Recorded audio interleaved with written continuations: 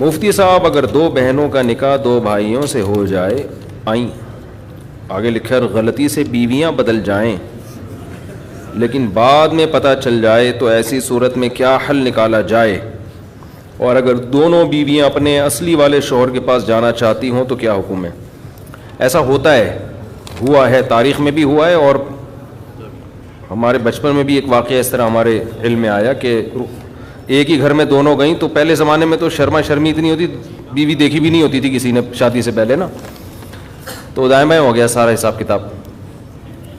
تو اس میں یہ ہے کہ اگر ایسا ہو گیا ہے کہیں اور رات بھی گزار لی ہے تو دونوں کو کہا جائے بھائی ایک ایک طلاق اپنی زوجہ کو دے دو، ایک ایک طلاق بائن، اور پھر عدت کے بعد 3 مہینے اسی گھر میں عدت گزار لیں. 3 مینسز کے بعد جس نے جس کے ساتھ رات گزاری اس کا اسی کے ساتھ نکاح کر دیا جائے. یہ سب سے اچھی صورت ہے.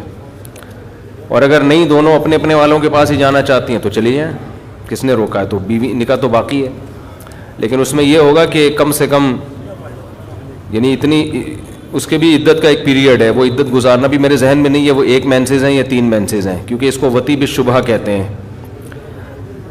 تو اس میں 1 مینسز یا 3 مینسز ٹھہرنا پڑے گا، اس کے بعد اپنے پہلے شوہر کے پاس بغیر کسی نکاح کے تجدید کے چلی جائے. لیکن ایسا آج کل ہوتا نہیں ہے. اتنے بیوقوف لوگ، پہلے دیکھا ہوا ہوتا ہے سب نے، سیٹنگیں ہوتی ہیں اس کے بعد جا کے. یہ تو گاؤں دیہاتوں میں جہاں بہت ہی، اور جس نے یہ کیا ہے نا اس کو طبیعت سے دھویا جائے. اس کو اتنی تمیز نہیں ہے تو کس کا مال کدھر بھیج رہا ہے یار.